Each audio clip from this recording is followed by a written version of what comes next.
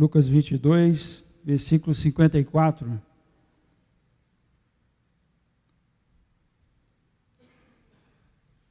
Diz assim a palavra do Senhor: Pedro nega Jesus. Então, prendendo-o, levaram e introduziram na casa do sumo sacerdote. Pedro seguia de longe, e quando acenderam o fogo no meio do pátio, e juntos se assentaram, Pedro tomou lugar entre eles. Entre mentes, uma criada, vendo-os assentado perto do fogo, fitando, disse: Esse também estava com ele.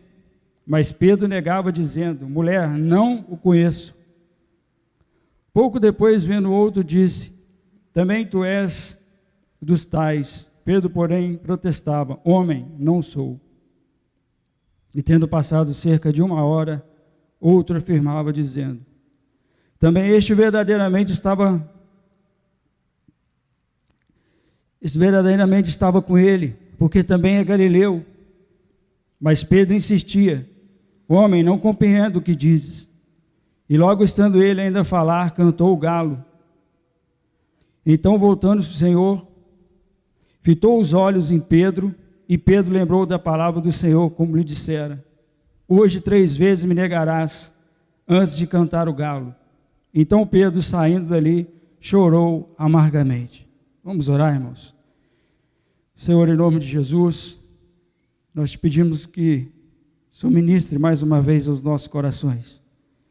O Senhor tenha misericórdia das nossas vidas, que possamos sair daqui, Senhor, fortalecidos pela palavra do Senhor, em nome de Jesus. Amém. Irmãos, essa palavra, ela nos chama atenção a respeito do julgamento de Jesus, que foi um julgamento imoral, covarde, um julgamento na calada da noite, durante a madrugada, na casa do sumo sacerdote. Como o sinédrio não podia se reunir durante a madrugada, eles levaram o Senhor Jesus para a casa do sumo sacerdote. E ali na casa do sumo sacerdote, Jesus começou a passar por ofensas, por zombaria, por escárnio, e mesmo antes de ser julgado pelo sinédrio, mesmo antes de ser acusado, eles estavam ali procurando algo que pudesse, alguma declaração de Jesus que pudesse incriminá-lo. Mas Jesus se manteve firme no propósito qual ele foi chamado, o propósito que ele tinha no coração. E nós vemos a seguir, irmãos, a questão de Pedro. As 3 vezes que Pedro negou ao Senhor: Não o conheço, não sou, não compreendo o que dizes. Pedro foi seguindo Jesus até o pátio da casa do sumo sacerdote, seguindo de longe, porque os outros já tinham fugido. Então Pedro resolve seguir o Senhor Jesus de longe ao pátio, para poder acompanhar aquele evento.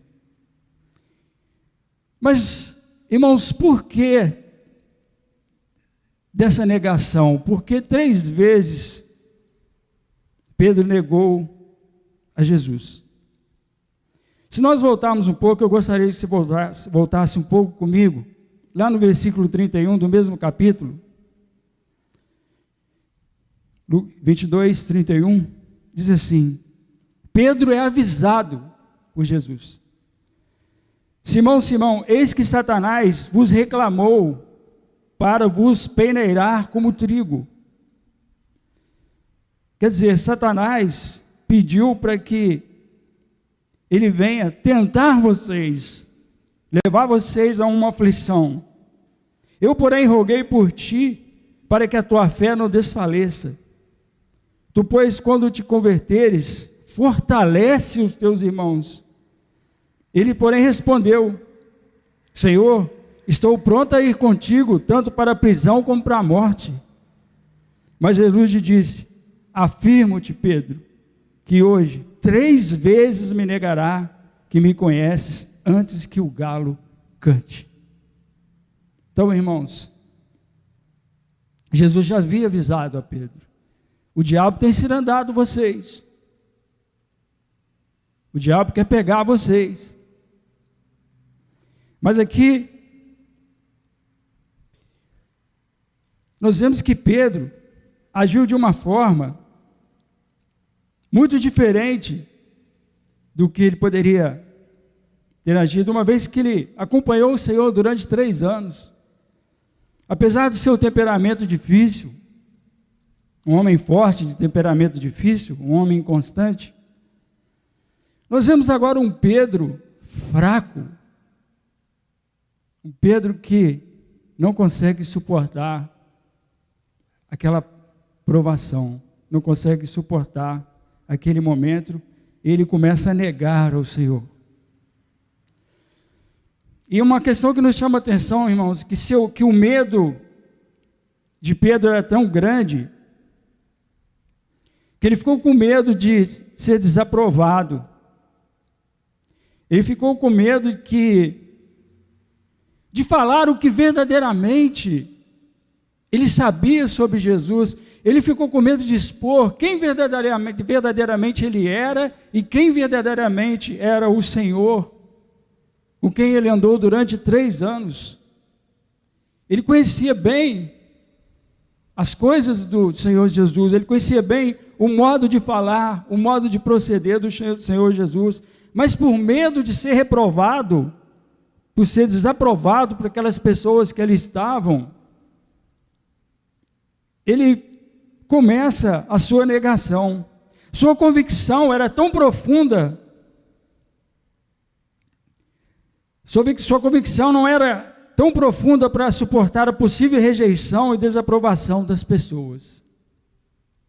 Ele não tinha essa convicção toda para poder suportar a desaprovação e a rejeição daqueles que estavam ali.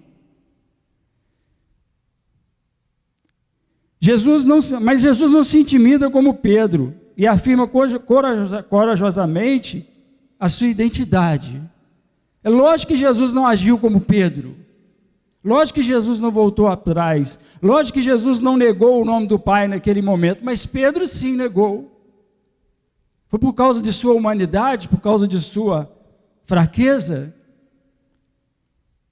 E a gente vai meditando nessas palavras do Senhor, e a gente vai vendo que Pedro, aquele Pedro que corta a orelha do soldado quando da prisão de Jesus, aquele Pedro explosivo, aquele Pedro que diz para Jesus: não, Senhor, eu estou com o Senhor, estou pronto a ir contigo, tanto para a prisão quanto para a morte. Agora começa a cair, começa a entrar numa fraqueza sem precedente.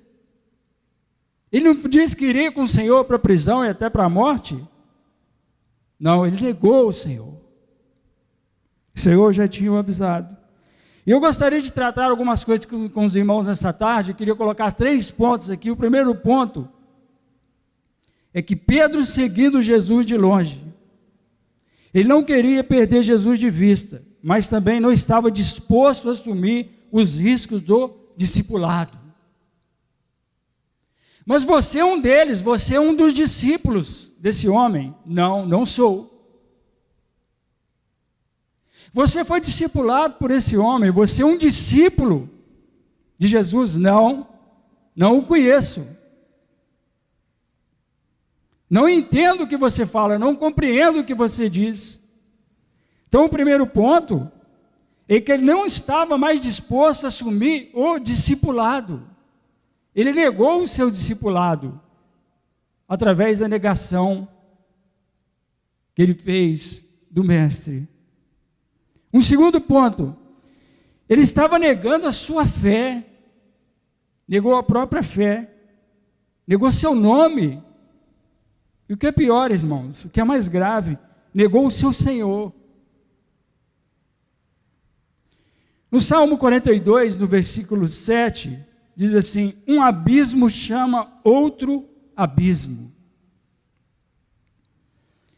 O que quer dizer isso? Naquele momento, Pedro entrou num processo tão ruim, através da negação, que ele começa a chamar um abismo após o outro abismo. Quer dizer, ele estava numa tribulação, ali naquele momento, ele entra numa tribulação contínua, numa angústia, e uma angústia começou a chamar outra angústia. O problema que ele criara começou a chamar um outro problema quando ele nega Jesus.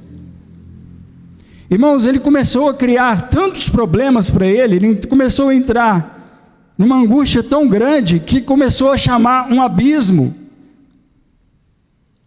E outro abismo, porque ele não conseguia sair daquele momento. E agora, como que sai desse momento? Se eu neguei o meu Senhor, que desculpa eu darei agora? O que vai ser de mim? Um abismo chama o outro abismo. Um problema começou a chamar um outro problema. Uma angústia começou a chamar uma outra angústia por causa de uma negação. Negar ao Senhor causou a Pedro uma angústia, uma aflição, vários problemas que agora ele não sabia como resolver. Não sabia como resolver. Não tinha capacidade naquele momento emocional, não tinha capacidade espiritual para poder sair daquele problema que ele estava enfrentando. Não conseguia. Irmãos, agora nós imaginamos quando ele nega Jesus, que Jesus vem passando e olha para Pedro.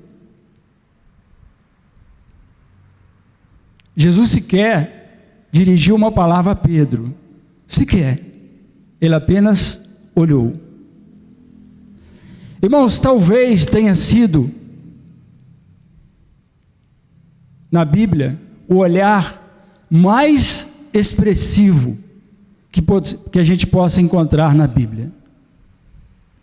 Quando Jesus passa por ele e olha diretamente, o que Jesus naquele momento, por que ele olhou para Pedro naquele momento e não dirigiu sequer uma palavra? Ele já tinha avisado: você vai me negar. Mas a palavra de Deus diz que Jesus apenas o olhou, fitou o olhar em Pedro. Naquele momento de sofrimento de Jesus, já tinha sido escarnecido, sofrido xingamento, oposição, acusaram ele de tantas coisas. Ele ainda teria que ver um dos seus negando sua fé, negando o seu nome, negando o seu discipulado. Um homem que fora discipulado pelo mestre durante 3 anos, agora passa a ser um perdido espiritualmente. Pedro não sabe mais aonde encontrar uma solução. Agora ele se encontra perdido, não pode mais chegar perto de Jesus para pedir um conselho, para pedir: mestre, eu não sei por que aconteceu. Ele não pode mais, agora está sozinho, diante de um problema que ele não sabe como resolver. E um ponto que nos chama muita atenção também: Pedro não conseguiu manter-se disfarçado no território do inimigo. Quando ela olhou para ele, ela falou: você é um deles. Você é um deles. Quando ela bate os olhos dele, quando eles batem os olhos, todos que estavam ali sabiam que Pedro era um deles. Não havia como esconder que Pedro era um dos discípulos do Senhor.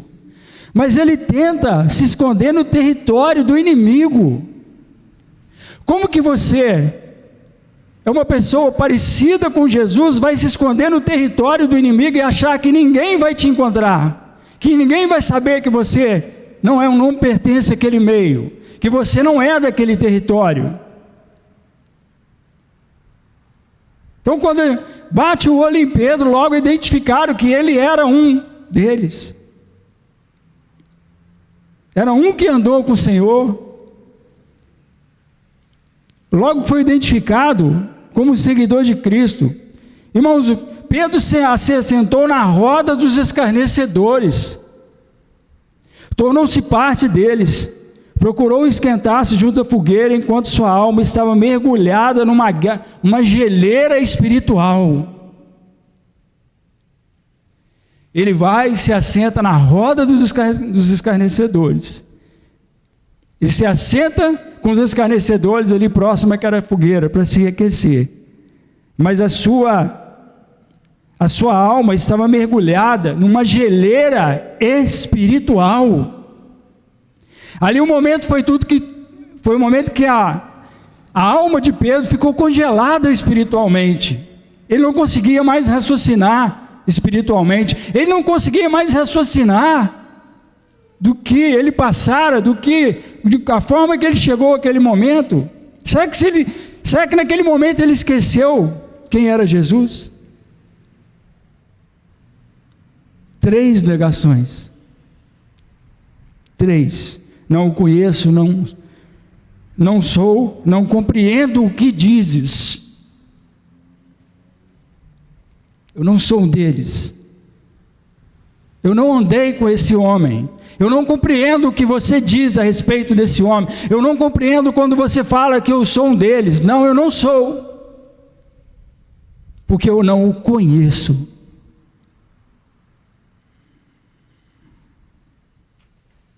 E a palavra de Deus diz que, no versículo 62, então Pedro saiu dali e chorou amargamente.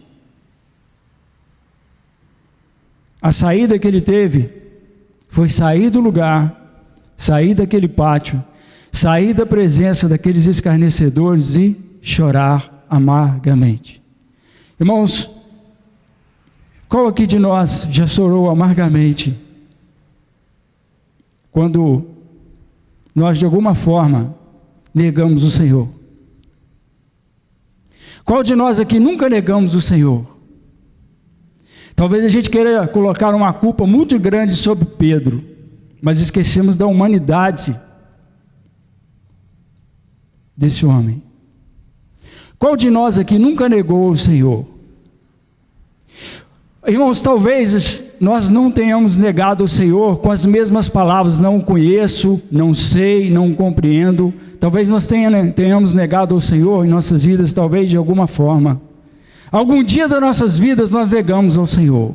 Talvez seja todos os dias das nossas vidas, talvez não tenha sido apenas um dia, mas também talvez tenha sido todos os dias da nossa vida, nós temos negado ao Senhor em algo na nossa vida.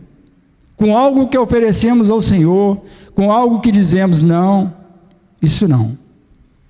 Senhor, eu vou com o Senhor até certo ponto, como Pedro fez. Senhor, eu vou te seguir de longe. Senhor, mas eu vou até um certo ponto. Até um certo ponto eu vou com o Senhor, mas daqui para lá, não. Daqui para lá, jamais. Daqui para lá, eu não o conheço. Daqui para lá, eu não o compreendo mais. E começo a te negar. Senhor, tenha misericórdia de mim. Onde estão as nossas negações, irmãos? Onde estão as nossas negações? Quais são as nossas negações? Porque negamos a Cristo com palavras, gestos, atitudes. Porque negamos a Cristo quando achamos que nós somos muito espirituais. Pedro, ele achava que ele era muito espiritual quando ele disse, Senhor, eu vou contigo para a prisão, vou com o Senhor para a morte. Que espiritualidade é essa? Pífia, mentirosa, enganosa. Mas Jesus sabia disso. Como Jesus sabe também que o nosso coração é enganoso, irmãos. Como o nosso coração é enganoso quando se trata de nós nos relacionarmos com o Senhor nos momentos mais difíceis da nossa vida. Como o nosso coração é enganoso, como nós precisamos tomar uma posição diante de pessoas e dizemos assim: não, se eu tomar essa posição, eu vou sofrer uma reprovação, eu vou ser desaprovado pelas pessoas, as pessoas vão me acusar de ser um com Jesus. Não, eu não posso ser assim.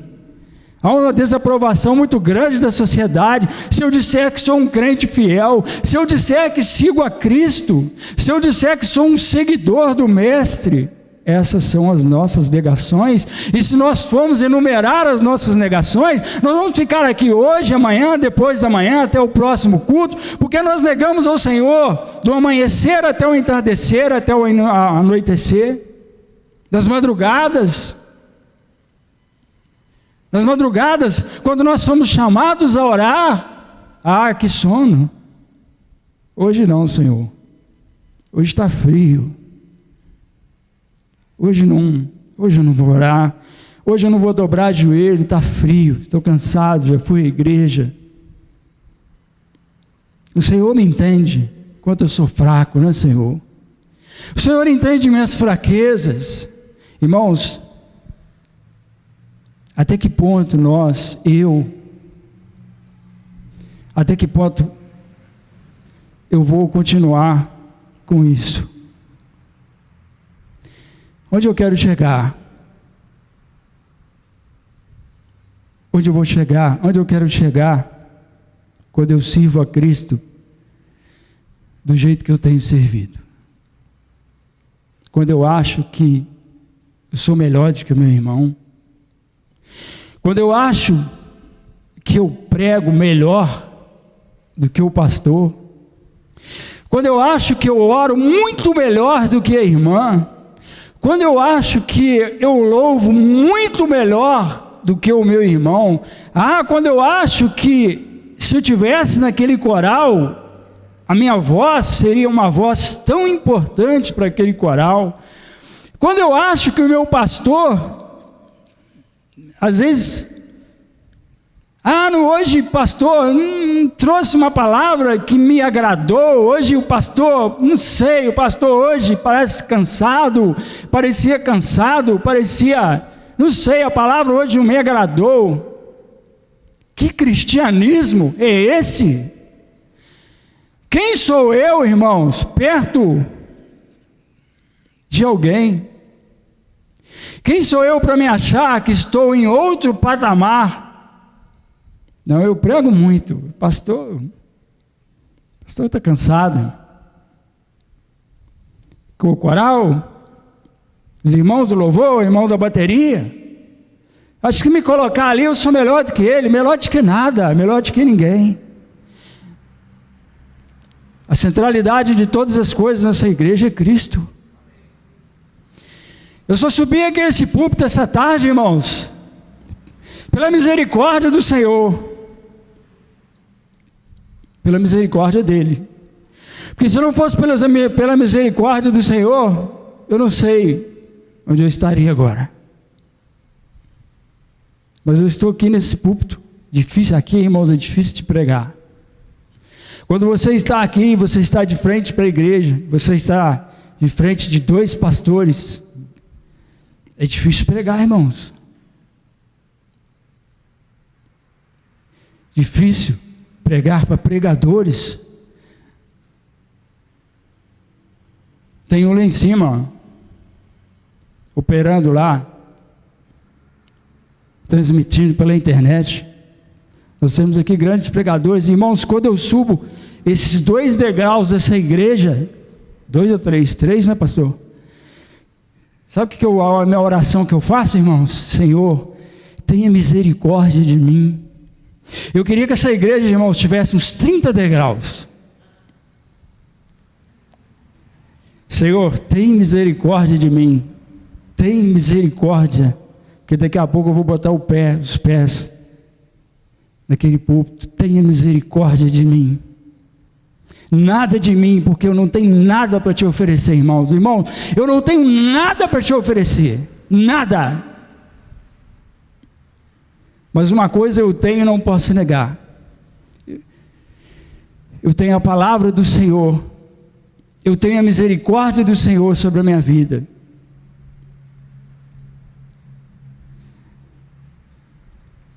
Mais à frente nós vamos ver que Jesus perdoou, liberou perdão sobre a vida de Pedro.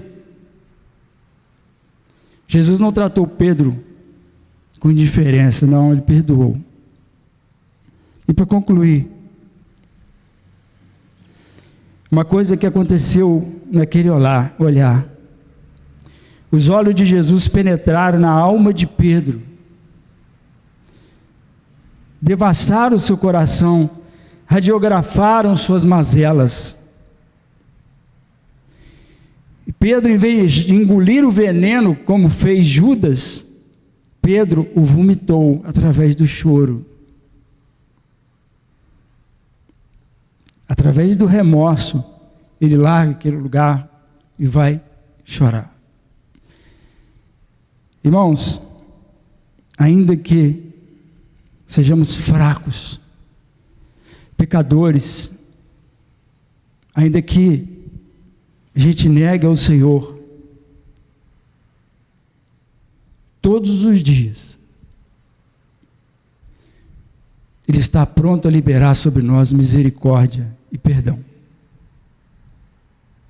Ainda que sejamos como Pedro, inconstantes, bravos, mas o Senhor, Ele quer nos perdoar, Ele quer liberar misericórdia sobre nós, Ele sabe das nossas mazelas, Ele sabe radiografar as nossas mazelas, Ele sabe ver o nosso coração, a nossa alma, os nossos pensamentos, como nenhum de nós aqui sabe quando nós olhamos para os nossos irmãos. Então que a gente não olhe para os nossos irmãos com um olhar querendo tirar uma radiografia dos nossos irmãos, das mazelas dos nossos irmãos, que a gente não olhe para os nossos pregadores, para os nossos irmãos do louvor, para os nossos irmãos que estão sentados ao nosso lado, com um olhar de analista, né? Eu vou analisar esse irmão, eu vou tirar uma radiografia das mazelas desse irmão, eu vou radiografar, eu vou tirar aqui uma radiografia dos pensamentos desse irmão, da alma, para ver o que ele pensa, do jeito que ele anda. Quem somos nós, irmãos? Nós somos pobres, cegos e nus, dependentes da misericórdia do Senhor, dependentes da permissão até para vir no culto de segunda-feira às 14h30. Como nós temos olhado para Cristo? O que nós temos pensado do Senhor? Quando estamos na roda dos escarnecedores, quando estamos ali na fogueirinha esquentando do frio, mas negando ao Senhor, assentado na roda dos escarnecedores e muitas das vezes fazendo parte dessa roda de negação a Cristo. Que a minha atitude, as nossas atitudes, irmãos, que a gente procure mudar as nossas atitudes, em ver a nossa inclusão no corpo de Cristo, e ver como nós temos agido no corpo de Cristo. Quando o Senhor Jesus mais requer de nós um posicionamento, quando o Senhor Jesus requer de nós um posicionamento verdadeiramente aquele posicionamento firme, de não voltar atrás, de não retroceder, o que temos feito? Temos seguido Jesus só de longe para observar? Ou temos nos posicionado? Não. eu vou até o fim. Eu estou contigo, Senhor. Não importa o que venha sobre mim, não importa a dificuldade que eu esteja passando, não importa a dificuldade que o Senhor vai permitir que eu passe, mas, Senhor, eu não abro mão de andar perto de Ti.